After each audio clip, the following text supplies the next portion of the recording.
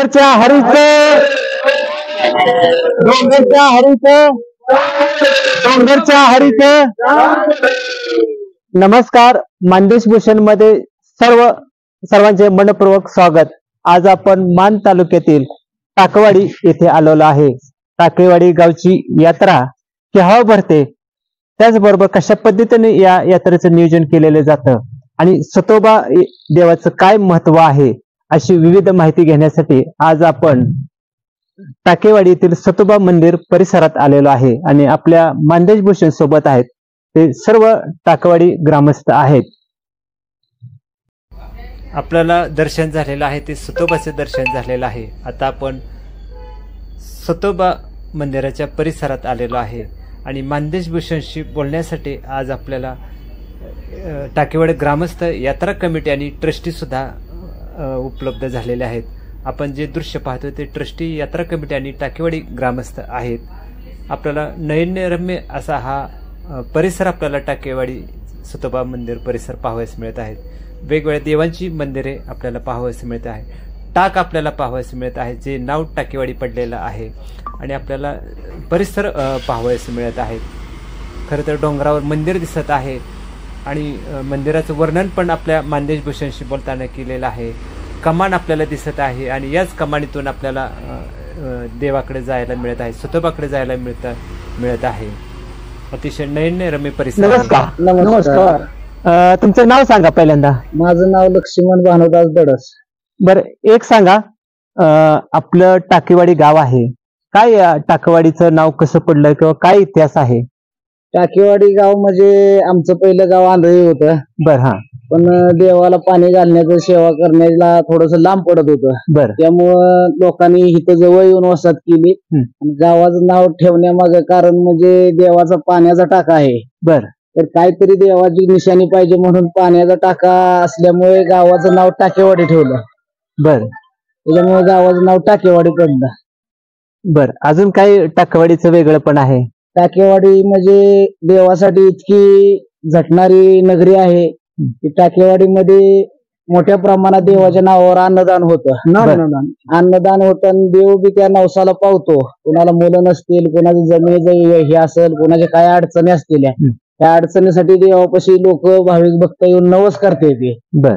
तर नवस करताना आपली मनोकामना व्यक्त करते, देवा असं असं आमचं होऊ दे, मग असं असं करेल. तर त्यासाठी उंबऱ्याचा नवस बोलला का ते नवस म्हणजे 14 मानाचं अन्न असतं. 4 क्विंटल गहू असते, ती 2.5 क्विंटल डाळ असते. ते सगळं शिजवून पकवून सर्व गावांनी ह्याचा आनंद लुटायचा असतो, असा तो नवस असतो. बर. आता एक सांगा, खर तर आता हे तुम्ही सगळं सांगत असताना नवसाला पावणारा सतोबा सांगितलेला आहे, गावाचं महत्व सांगितलेलं आहे. अजून एक प्रश्न पडतो की आपला सतोबा देवाचा इतिहास काय आहे? सतोबा देवाचा इतिहास म्हणजे सतोबा म्हणजेच बिरोबा आहे. बर. हा. सतोबा म्हणजेच बिरोबा आहे. हा शंकराच्या जटातला अवतार आहे. बर. तर त्यांचा महिमा असा आहे की जगात 52 ठिकाणी लिंग मांडली, शेवट इथं मन संतोष झालं म्हणून सतोष म्हणायचं झालं, नाहीतर हा बिरोबाच आहे. बर. महत्वाचं म्हणजे शंकराच्या जटातला अवतार असल्यामुळे डोंगराची रचना शिवलिंगासारखी आहे आणि त्याच्यावरती निवास केलेला आहे देवाने. मन संतोष झाल्यामुळे सतोष म्हणायचं आलं, नाही तर बिरोबाचा आहे. सर्व देवाचा शेवट इथं झालेला आहे बिरोबाचा. असा हा इतिहास आहे. धन्यवाद. दादा, तुमचं नाव सांगा आता जोरात. नाव सांगा. नाव बापूराव पांडुरंगडस. बर. दादा, एक सांगा, आता सांगितलेलं आहे, इतिहास सांगितला आहे, नवसाला सगळं सांगितलेलं आहे, पण तुमचं वय बघता ही यात्रा पूर्वी कशी भरत होती? अशी जत्रा भरत होती की मागाची, जशी आता एवढी जी जत्रा भरती या पब्लिकामुळं जास्त जत्रा वाढती या, जास्त देवाचे समाधान होत चाललेले या. देवाला कुठल्या देवाच्या तोंडात जर सवाल आला तर ते काम देव माझा राजा करतोयच, कुठंच कमी नाही. मी जर सवाला हात लावला, या माणसाला अंगारा लावला तर माझा बाबा रातोरात जाऊन ती काम करतोय आणि लगेच सांगायची, हे बाबा काम झाले या. अशी बाबाची खेळणी आहे माझ्या राजाची. त्याच्यामुळे सगळ्यांना पावतोय देव. देव जगात पावतोय. हळी दिली तर देव पावतोय, मग जगाच काय येतं दुनियाला देव पावतोय. राजा सेवा पण तशीच करत आहे. नाही सेवा देव हळी दर्शाच्या जायचं तर तो गेला का नाही माणूस, त्या माणसाला अंगारा लावला की त्याच्यात 12 महिन्याची ती गॅरंटी देतो या, तर अजिबात कमी पडणार नाही. त्या घराला आगारच चालाय पाहिजे मुला लेकरायची. भरभराटीच भरभराटी नव कमी काहीच नाही, काहीच कमी नाही. तरी असा आपला वर्षाचा सवाल आहे. असा आपला राजा आहे. राजा आहे, राजा मोठा आहे, राजा जगात बारीक आहे माहिती. आजीचा हिरा आहे देव माझा, हाली तिथे तर. धन्यवाद. भगवंता चांगली करणी आहे माझ्या बाबाची, काही कमी नाही देवाना. अगदी तुम्ही कुठेही जावा नुसतं त्याचं नाव घ्या, काम लगेच होणार, लगेच काम होणारच. तुम्ही त्या दिवसात सांगणार देवा काम झालंय तुमचं, तुम्हाला अडचण नाही, झालंय काम. या अगदी ठरलेली बाजू आहे बघा. धन्यवाद. दादा तुमचं नाव सांगा आता पहिल्यांदा. ज्ञानदेवराव दिडस. जोरात बोलायचं. ज्ञानदेवराव दिडस. बर, आता आपला जे दररोजची पूजा किंवा कशा पद्धतीने तुम्ही करता, कसा असतो कार्यक्रम दैनंदिन सकाळपासून संध्याकाळपर्यंत? सकाळी 5:05 येऊन पुजारीचा नंबर असेल, पहाटे 5 येतात, पूजा करतात. त्याच्यानंतर आरती होती, त्याच्यानंतर प्रसादात चालू होतं. येणाऱ्या लोकांचे प्रश्न असतील, काय असेल ते अख्खा ते चालू असतं 5 वाजेला. बर, त्यानंतर मग वर्षभर यात्रा सोडून अजून काही कार्यक्रम होतात का आपल्या आज्ञामधनं? कार्यक्रम होतोच की. कुठले कुठले असतात? काय कसं असतं, काही लोक बकऱ्याचं बोललेलं, गोड बोललेलं असतं, जे काय असतील जे काय असेल ते नवस पूर्ण त्यांचा केला देवाने. बर, धन्यवाद. तुमचं नाव सांगा आता. शंकर एकनाथ दडस.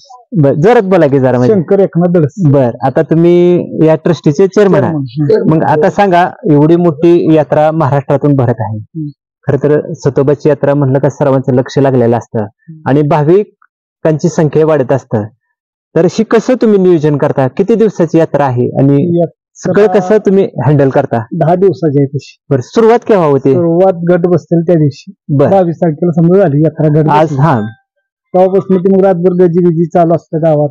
बर, परत 9वीशी गट उठतो तर 10वीला जत्रा असते. बर, असं यात्रेला लांब लांबच्या लोकांनी बारामती गाडी डिपो एसटी असते, त्या फलटण डिपोजी असते, त्या रेवडी डिपोजी असते, ते प्रवासाला या जायसाठी सोय आहे. सुविधा आहे त्या. पाणी बिण्याची सोय व्यवस्थित आहे सगळी. एवढी मोठी यंत्रणा आहे, सगळ्यांना तुम्ही बरोबर घेऊन एवढी मोठी यात्रा पार पाडता. भाविकांची संख्या तर वाढतच आहे, त्यासाठी तुम्हाला कटिबद्ध राहावं लागत असतं. तुमचं नियोजन महत्वाचं. आमचं नियोजन आम्ही वाढवतोच असतो. असं ना? कधी अडचण येते का? कधीच अडचण नाही. डॉक्टर असते ती, परत पोलीस असते ती, सगळं संरक्षण व्यवस्थित असतं. त्याच्यामुळं बाबांच्यावर विश्वास ठेवून यात्रा चांगली पार करतो. कधीच अडचण येत. कधीच अडचण नाही. धन्यवाद. आता तुमचं नाव सांगा. माझं नाव अप्पासोदादा दडस, सतोबा देवस्थान सचिव. बर, आता एक सांगा, तर खरं तर त्यांनी सांगितलेलं आहे एवढी मोठी यात्रेचं आपण नियोजन करताय, तर भविष्यात अजून तुम्ही काय यात्रेचं नियोजन कशा पद्धतीने करणार आहात किंवा अजून काय आपल्या देवस्थानच्या माध्यमातून काय आता जो परिसर आहे त्याच्यात काय विकास झालेला आहे, पण अजून विकास करण्याचं किंवा यात्रेचं भविष्यात नियोजन कशा पद्धतीने करणार आहे? असं आता आपल्या सतोबा देवस्थानची यात्रा ऑल महाराष्ट्रात फेमस झाली आहे, प्रसिद्ध आहे. आणि सगळ्यात गोष्ट महत्वाची म्हणजे आपल्या देवस्थानाला पर्यटन स्थळाचा दर्जा मिळाला आहे. बरं, त्यामुळे ही या देवस्थानपाशी आले का नाही माणसाचं मन सोक्त होतं. की जर आपल्याला टेन्शन असेल काय असेल, ह्या देवापाशी आलं की मन विसरून जातं, काय भांडण तंटा ही वगैरे आपलं सुख दुःख. त्यासाठी तर ही इथं येण्याचा महत्वाचा जागा म्हणजे आपलं सतोबा देवस्थान आहे. राहिला विषय इथल्या सुखसुविधेचा, इथल्या सुखसुविधा दिवसांदिवस वाढत चालल्यात.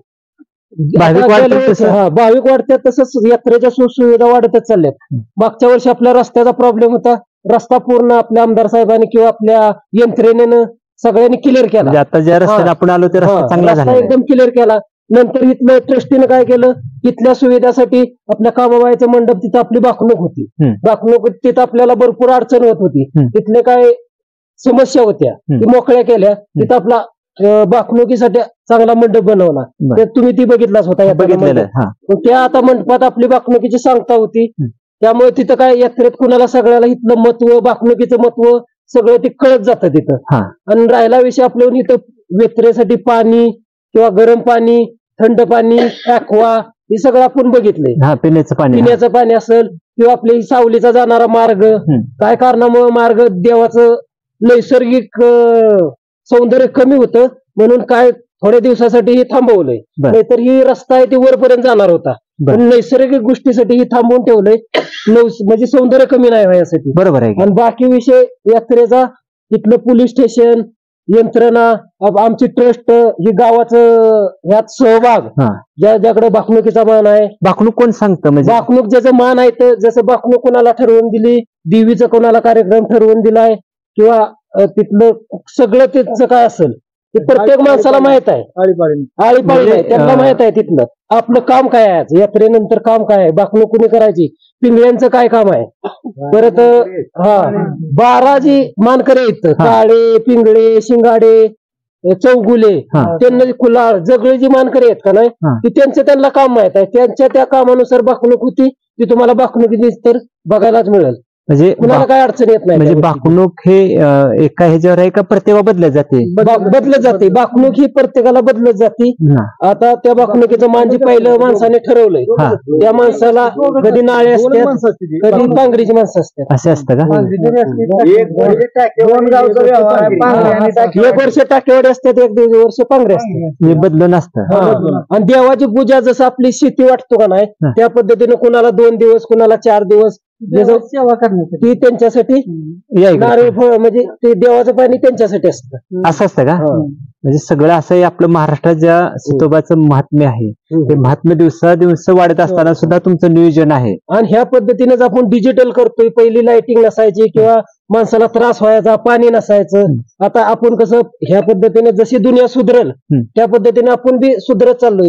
बदल करत चाललेला आहे आपण. बदल करत चाललो. म्हणजे त्यांना सुविधा ज्या लागत आहेत, म्हणजे पाण्याच्या सुविधा, रस्त्याच्या असेल, जे काही असेल ते तुम्ही जवळजवळ पूर्णत्वाकडे नेत आलाय सुविधा. राहिला कसा विषय, पहिल्यापेक्षा आताची भावना देवावर ज्यादा वाढत चालली. का चालली माहित आहे का? कारण पहिली माणसं कमी होती, त्यांना सगळं म्हणजे पैशा पाण्याने कमी असतील, सुख सुविधाने कमी असेल. जिथं आल्यानंतर जी दिसेल माणसाचं वाटतं यायला की आपण पायऱ्या केल्या, त्या अजून आपण 5 पायऱ्या टाकाव्या, त्या आपण कुठं लाईटीचा बोर्ड द्यावा, काहीतरी द्यावं, दान करावं देवाला, आपल्या संपत्तीतला थोडंफार 10 पैसे देवासाठी खर्च करावं, त्या गोष्टी माणसाला वाटतात. त्यामुळे देव बी पावतोय त्या गोष्टीला, आणि माणसाचं मन, भक्ताचं मन प्रसन्न होतंय. त्यामुळं ही देवाची अतोगती वाढत चालली. आमची सगळ्यात गोष्ट इथं म्हणजे जी पुजारी माणसं आहेत, ती येणाऱ्या भक्तांना चांगल्या प्रकारे मार्गदर्शन करतात, त्यांची सेवा करतात. त्यामुळे देवाचा आणि ट्रस्टीचा राहिला विषय, ट्रस्ट बी कोणाला काय अन्याय झाला त्याविरुद्ध माणसावर लगेच कारवाई करते, आणि भक्ताला त्रास होऊ नये अशा काय काय गोष्टी ट्रस्ट करते इथं. म्हणजे भाविकांना जे काही पाहिजे ते सर्व ट्रस्टच्या माध्यमाने होते. त्यांना अडचणी होऊ नये, किंवा बऱ्याच गोष्टी अडचणीच्या असल्या तर त्याच्यातनं मार्ग ट्रस्ट काढते. धन्यवाद. या इकडे पुढे तुम्ही. आता तुमचं नाव सांगायचं पहिल्यांदा आणि गाव सांगायचं. आज तुम्ही दर्शनाला आलेला आहात भाविक म्हणून, काय सांगताल आज या निमित्तानं? आता यात्रा पण येत आहे. हरिभक्त परायण महाराज पाळले वारुगड. आज कीर्तनाच्या माध्यमातून खाली आलो होतो. कीर्तन झाल्यावर म्हटलं देवाचं दर्शन घेऊन जावं. आता याच्या अगोदर आम्ही वारुगडमध्ये नाटाचं नाव घ्यायचो. नाटाचं नाव घेतल्यानंतर डोंगरच्या हरीचं चांग बोला, तर डोंगरच्या हरीचं चांग बोला आम्ही तिथं म्हणायचो, पण डोंगरचा हरीचं आजपर्यंत कळालं नव्हतं. ते आज बाबांच्या मुखातून ते कळालं. खूप बरं वाटलं, कारण आम्ही यांचं नाव कायम यात्रेत सुद्धा. म्हणजे तुम्ही आता महाराज जे कीर्तन झालं त्याचं शेवट सुद्धा डोंगरच्या हरीचा सतोबाच म्हणून घेतलं.